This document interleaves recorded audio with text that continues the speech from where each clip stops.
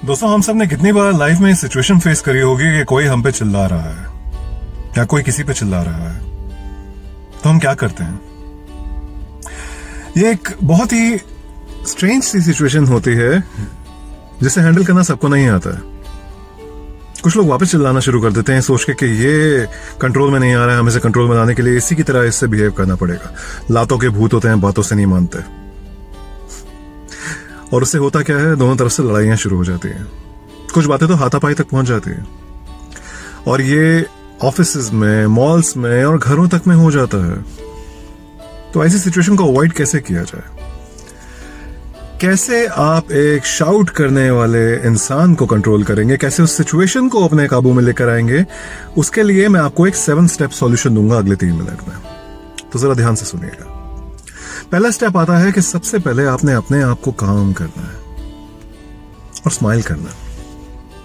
हल्की सी स्माइल। हंसिएगा मत, नहीं तो सामने वाला निकल के जूते मारेगा आपको। वो सोचेगा कि आप उस पर हंस रहे हैं। तो आपने अपने आप को काम रखना है, हल्की सी स्माइल देनी है ताकि सामने वाले को आप कंफर्टेबल फील कराएं।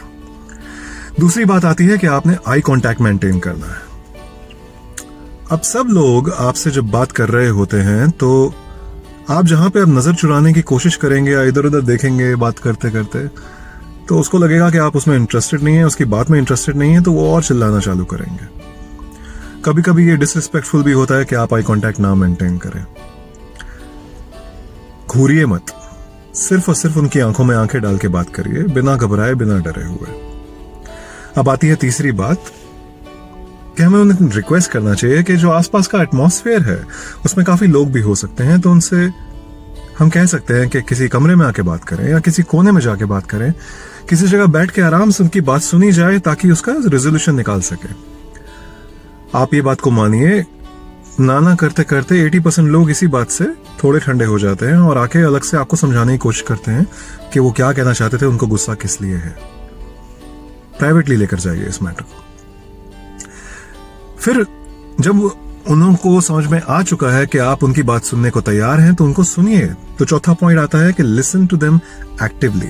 उनको ध्यान से सुनिए, वो क्या कहना चाहते हैं चुपचाप बिना टोके हुए सुनिए उनको। सुनने के बाद में आपको ये उनको बताना बहुत जरूरी है कि आपको उनकी बात समझ में आ रही है। तो आता है नंबर 5 कि रिपीट कीजिए। आपने जो बात उनसे कही है, जो बात उन्होंने आपसे कही है, वो सारी बातें रिपीट कीजिए ताकि आप उनको अश्योरेंस दे सकें कि आप उनकी बात को ध्यान से सुन रहे थे। हो सके तो नोट्स भी बनाइए ताकि उनको लगे कि उनकी बातों पे काम होने वाला है और ऑलरेडी हो रहा है।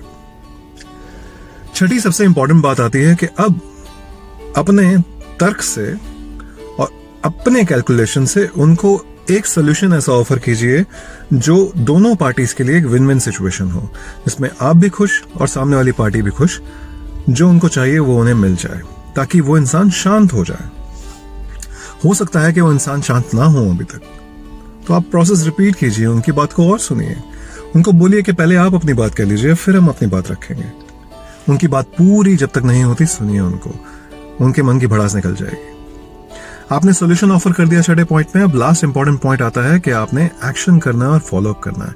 वो सोल्यूशन तो आपने प्रॉमिस कर दिया, फॉलोअप करके देखना है कि उसमें एक्शन हुआ या नहीं, और वो सेटिस्फाई है कि नहीं, चेक करना उनका सेटिस्फैक्शन लेवल। इससे कोई भी चिल्लाने वाला इंसान शांत किया जा सकता है। All the best to you all. फिर मिलेंगे लर्न इंडिया के अगले सेगमेंट में बहुत जल्दी।